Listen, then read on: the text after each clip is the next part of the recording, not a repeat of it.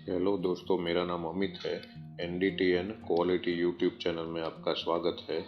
तो दोस्तों, आज के इस वीडियो में हम लिक्विड पेनिट्रेंट टेस्टिंग मतलब LPI, उसके कुछ स्पेसिफिक क्वेश्चन और उसके आंसर कैसे होते हैं उसके बारे में बात करेंगे।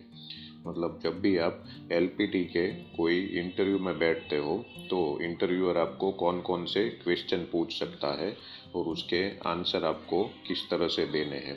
तो अलग अलग टाइप के मेरे पास लगभग 8 से 10 क्वेश्चन है, वो ये वीडियो में मैं डिस्कस करने वाला हूँ। तो वीडियो को पूरा देखिए और ऐसे ही वीडियो आपको अगर दूसरे आपको चाहिए तो हमारा चैनल जो है वो ज़रूर सब्सक्राइब करिए। तो LPT जो है उसका दूसरा नाम जो है आप उसको DPT भी बोलते हैं, डाई पेनिट्रेंट टेस्टिंग, या फिर शॉर्ट में खाली पेनिट्रेंट टेस्टिंग ऐसा भी बोला जाता है। और कई बार इसको लिक्विड पेनिट्रेंट इंस्पेक्शन मतलब LPI करके भी बोला जाएगा। तो इंटरव्यूअर आपको अगर ये तीनों में से कोई भी वर्ड यूज़ करे तो आपको समझना है कि ये PT या LPT के बारे में ही बात कर रहा है। तो सबसे बेसिक जो पहला क्वेश्चन है इंटरव्यूअर पूछता है वो उसके स्टेप्स के बारे में पूछता है कि LPT में क्या क्या स्टेप्स होते हैं। तो आपको इसके अलग अलग स्टेप्स जो है वो डिटेल में बताने रहते हैं। जैसे कि सबसे पहला स्टेप है वो प्री क्लीनिंग करके है, जो क्लीनर से आपको करना है। और स्पेसिफिकली मैं ये सॉल्वेंट रिमूवेबल प्रोसेस है उसकी बात कर रहा हूँ। बराबर, सॉल्वेंट रिमूवेबल प्रोसेस। अगर आपको पता हो तो LPT में अलग अलग कई सारे टेक्निक आते हैं, तो वो भी मैं अभी आगे डिस्कस करूँगा। पर ये सॉल्वेंट रिमूवेबल जो टेक्निक है उसमें सबसे पहला स्टेप है वो प्री क्लीनिंग आएगा। उसके बाद है वो आपको पेनिट्रेंट अप्लाई करना है और उसके बाद उसको ड्वेल टाइम देना है। और ड्वेल टाइम देने के बाद आपको एक्सेस पेनिट्रेंट है वो रिमूव करना है, मतलब रिमूवल ऑफ पेनिट्रेंट ऐसा उसको बोला जाएगा।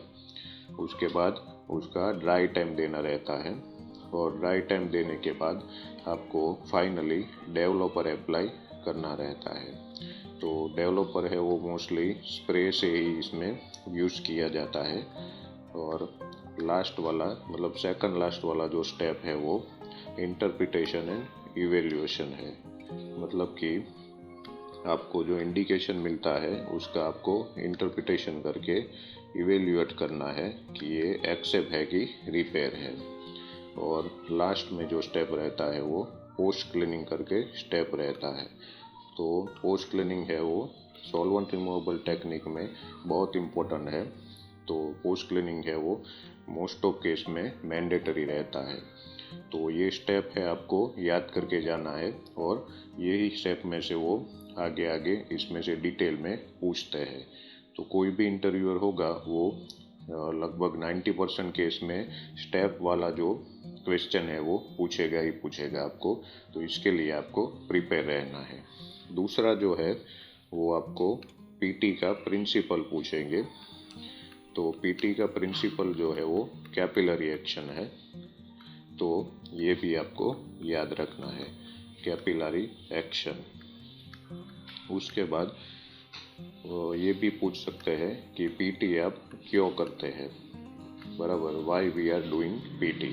तो PT आपको पता हो तो only surface open to the surface indication है उसके लिए किया जाता है, to find out open to the surface indication. बराबर, तो ओपन टू द सरफेस जो भी डिसकंटिन्यूटी या इंडिकेशन होगा तो उसको ढूंढने के लिए आपको PT करना है। बराबर। उसके बाद एक और क्वेश्चन ऐसा भी पूछ सकते हैं कि PT का प्रोसीजर कोड क्या है।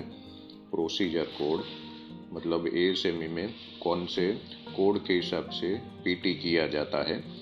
तो उसमें जो रहेगा आपको याद रखना है ASME सेक्शन 5 और उसका आर्टिकल जो है वो 6 नंबर का आर्टिकल है। तो इसके हिसाब से आपको इसमें जो आर्टिकल 6 है उसमें PT कैसे किया जाता है, उसके अलग अलग टेक्निक क्या है, ये सब वगैरह डिटेल दिया हुआ है। उसके बाद इसमें एक क्वेश्चन ये भी आ सकता है कि पीटी जो है उसका एक्सेप्टेंस क्राइटेरिया जो है वो कौन से कोड में कहाँ पे दिया हुआ है। तो एक्सेप्टेंस क्राइटेरिया है वो भी ASME में सेक्शन 8 और उसका डिवीज़न 1 में अपेंडिक्स 8 करके है, अपेंडिक्स 8। तो उसमें पीटी का एक्सेप्टेंस क्राइटेरिया दिया हुआ है, तो ये भी आपको पूछ सकता है। उसके अलावा पीटी का जो एक्सेप्टेंस क्राइटेरिया है वो क्या है, मतलब कि relevant indication, non relevant indication, और उसमें लीनियर राउंडेड इंडिकेशन और उसमें कितना एक्सेप्टेंस है, उसके लिए मैंने अलग से एक वीडियो बनाया है, तो वो भी आप देख सकते हैं। इसके बाद 6 नंबर का क्वेश्चन आपको ऐसे पूछा जा सकता है कि पीटी में अलग अलग टेक्निक क्या क्या है, बराबर। तो एक टेक्निक तो मैंने आपको ऊपर बता दिया। सबसे पहला वाला जो है solvent removable technique. Solvent removable technique में आप जो पेनिटन अप्लाई करते हैं उसको आप सॉल्वेंट से रिमूव करते हैं, मतलब कि क्लीनर से रिमूव करते हैं। उसके बाद है water washable technique. Water washable technique में आपको जो पेनिटन लगाया है वो वाटर से रिमूव करना है। उसके बाद तीसरा नंबर का है वो पोस्ट इमल्सिफाइल टेक्निक है। तो पोस्ट इमल्सिफायर टेक्निक में आपको पेनिटन में साथ इमल्सिफायर मिक्स करना है। पेनिटन लगाने के बाद इमल्सिफायर लगाना है और उसके बाद उसको फाइनली वाटर वॉश करना है। तो इसमें भी फाइनली जो पेनिटन प्लस इमल्सिफायर का मिक्सचर है उसको आपको वाटर वॉश करना है, मतलब कि पानी से साफ करना है। इसके बाद एक क्वेश्चन ऐसा भी हो सकता है कि पीटी में पीटी जो है वो कौन कौन से मटेरियल पे आप कर सकते हैं, बराबर। कौन कौन सा मटेरियल है उसके ऊपर आप पीटी कर सकते हैं। तो मेटल है कोई भी, या प्लास्टिक है, या फिर सिरामिक मटेरियल है उसके ऊपर आप पीटी कर सकते हैं। और कोई पोरस मटेरियल है, बराबर, तो पोरस मटेरियल पे आप पीटी नहीं कर सकते। उसके अलावा रबर है, वुड है, बराबर, मतलब लकड़ी का मटेरियल है, उसके ऊपर आप पीटी नहीं कर सकते। और ये मेटल, प्लास्टिक, सिरामिक, उसके ऊपर आप पीटी कर सकते हैं। पीटी में इंडिकेशन क्या क्या मिलेंगे आपको, बराबर। तो इंडिकेशन का भी क्वेश्चन आपको पूछ सकते हैं। तो इंडिकेशन में आपको ऐसे बताना है जैसे कि आप वेल्डिंग के रिलेटेड आपको क्वेश्चन पूछे कि वेल्डिंग में पीटी में क्या क्या इंडिकेशन मिलेंगे, तो आपको ये पता होना चाहिए कि पोरोसिटी, उसके बाद क्रैक है और अंडरकट है, बराबर। अगर सरफेस के ऊपर LF है, लैक ऑफ फ्यूजन या इनकम्प्लीट पेनिट्रेशन, तो ये सब इंडिकेशन आपको मिल जाएंगे। और पीटी में हमेशा याद रखना है आपको कि इंडिकेशन जो है वो ओपन टू द सरफेस होगा, वही आपको मिलेगा। तो उसके अलावा कास्टिंग की बात करते हैं सपोज, तो कास्टिंग में हॉट टीयर्स इंडिकेशन आपको मिल जाएंगे, कोल्ड शट मिल जाएंगे, और ब्लो होल इंडिकेशन होते हैं वो भी आपको मिल जाएंगे, और पोरोसिटी भी मिल जाएंगी। तो ये सब भी इंडिकेशन कास्टिंग में अगर ओपन टू द सरफेस है तो आपको मिल जाएंगे। उसके अलावा अगर फोर्जिंग का आपको पूछे तो फोर्जिंग में मोस्टली 2 इंडिकेशन होते हैं, एक है forging lap and forging burst. Forging lap and burst, तो ये भी अगर ओपन टू द सरफेस हो गए तो आपको मिल जाएंगे। तो पीटी में वेल्डिंग, कास्टिंग, फोर्जिंग में इतने इंडिकेशन आपको मिलते हैं। उसके अलावा एक ऐसा भी क्वेश्चन आ सकता है कि टेम्परेचर रिक्वायरमेंट क्या क्या है पीटी में, मतलब कौन से टेम्परेचर पे आप पीटी कर सकते हैं। तो सरफेस टेम्परेचर जो है आपका पार्ट का वो 5 degree centigrade to 52 degree centigrade होना चाहिए। तो इतने टेम्परेचर पे आप पीटी कर सकते हैं। और ये मेजरमेंट लेने के लिए आपको थर्मोमीटर का यूज़ करना है। इसके बाद लाइट इंटेंसिटी का भी क्वेश्चन आ सकता है। तो लाइट इंटेंसिटी पीटी में कितनी चाहिए, पीटी आप करते हैं तो लाइट इंटेंसिटी क्या होनी चाहिए। तो अगर आप विजिबल पीटी करते हैं तो विजिबल पीटी में आपका 1076 लक्स इतनी इंटेंसिटी चाहिए। अगर आप इसको फुट कैंडल में लेते हैं तो 100 फुट कैंडल जितनी इंटेंसिटी चाहिए होती है। और इतनी इंटेंसिटी आपको लेने के लिए 60 वोल्ट का बल्ब यूज़ करना है। 60 वोल्ट का बल्ब यूज़ करते हो तो आपको 9 इंच डिस्टेंस पे बल्ब रखना है। और अगर आप 100 वोल्ट का बल्ब यूज़ करते हो तो 12 इंच डिस्टेंस पे आपको रखना है। तो आपको इतनी इंटेंसिटी आराम से मिल जाएगी। और अगर आप विजिबल मेथड यूज़ करते हो, आप फ्लोरोसेंट मेथड यूज़ करते हो, बराबर, तो फ्लोरोसेंट में आपको पता होना चाहिए कि UVA लाइट का आपको यूज़ करना है, अल्ट्रावायलेट ए लाइट। और अल्ट्रावायलेट ए लाइट जो है उसका इंटेंसिटी 1000 माइक्रोवाट पर सेंटीमीटर स्क्वायर जितना होता है। और ये सब इंटेंसिटी मेजर करने के लिए आपको लाइट मीटर का यूज़ करना रहता है। और लाइट मीटर जो है आपको 1 साल में कैलिब्रेशन उसका करना रहता है।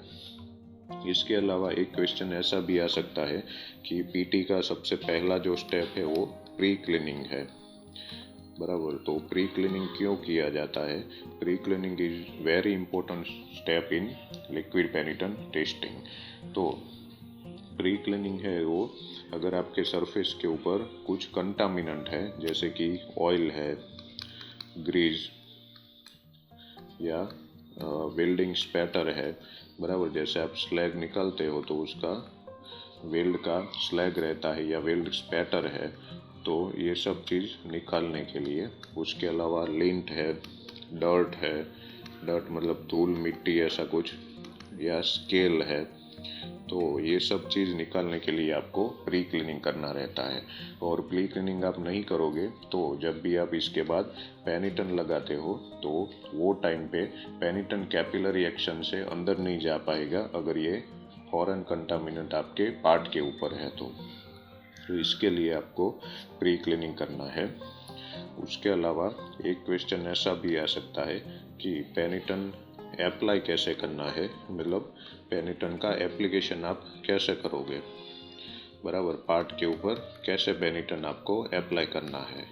तो इसके लिए अलग अलग कई सारे टेक्निक है, जैसे कि आप स्प्रे कर सकते हो या फिर आप ब्रश का यूज़ कर सकते हो, या एक पर आपका साइज पार्ट का साइज बड़ा है तो आप इमर्शन करके टेक्निक है जिसमें पार्ट को आपको पूरा पेनिटन की टैंक में डुबोना होता है, तो वो टेक्निक भी आप यूज़ कर सकते हो। डिपिंग भी कर सकते हो, बराबर। तो ये सब अलग अलग टेक्निक है जिससे आप पेनिटन जो है वो अप्लाई कर सकते हो। इसके बाद एक क्वेश्चन ऐसा भी आ सकता है कि ड्वेल टाइम रिक्वायरमेंट क्या क्या रहती है, बराबर। तो ड्वेल टाइम जो है वो आप पेनिटन अप्लाई करते हो उसके बाद जो टाइम देते हो उसको ड्वेल टाइम बोलते हैं। तो ड्वेल टाइम जो है वो मोस्टली 10 to 30 मिनट आसपास का ड्वेल टाइम होता है, पर फाइनली जो ड्वेल टाइम है वो आपका मटेरियल जो है, आपका पेनिटन डेवलपर क्लीनर जो मटेरियल है उसका मैन्युफैक्चरर है उसका जो TC दिया रहता है उसमें लिखा रहता है और उसके ऊपर से आपको लेना रहता है। पर आपको ASME में भी आप कोड देखेंगे, ASME सेक्शन 5, तो उसका आर्टिकल 6 है, उसमें भी आपको ड्वेल टाइम का एक टेबल मिल जाएगा, उसमें से भी आप ड्वेल टाइम ले सकते हैं, बराबर। तो 10 to 30 मिनट है वो फिक्स नहीं रहता है, पर मोस्ट ऑफली हम ये फिगर है 10 to 30 मिनट वो यूज़ करते हैं। कई बार इससे कम भी रह सकता है, और अगर इन सर्विस इंडिकेशन आपको ढूंढना है तो उसके लिए ये टाइम ज़्यादा भी हो सकता है, बराबर। और लास्ट में जो सबसे इम्पोर्टेंट क्वेश्चन रहता है वो एक्सेप्टेंस क्राइटेरिया रहता है। बराबर। तो एक्सेप्टेंस क्राइटेरिया जो है उसके लिए मैंने अलग से एक वीडियो बनाया है, वो भी आप ज़रूर देखिएगा। उसमें मैंने ए सेमी सेक्शन 8 और उसका डिवीज़न 1 है, उसके हिसाब से पीटी और एमटी दोनों का एक्सेप्टेंस क्राइटेरिया सेम है, तो दोनों का एक्सेप्टेंस क्राइटेरिया मैंने बताया हुआ है, वो भी आप देख लीजिएगा। बराबर। तो जब भी आप पीटी के इंटरव्यू देने के लिए जाते हैं तो इतना क्वेश्चन है वो आप ज़रूर प्रिपेयर करिए जाइएगा, तो आपका इंटरव्यू पास होने का चांस बहुत ज़्यादा है। इसमें अगर आपको कोई डाउट है तो आप मुझे कमेंट बॉक्स में पूछ सकते हैं। Okay, thank you.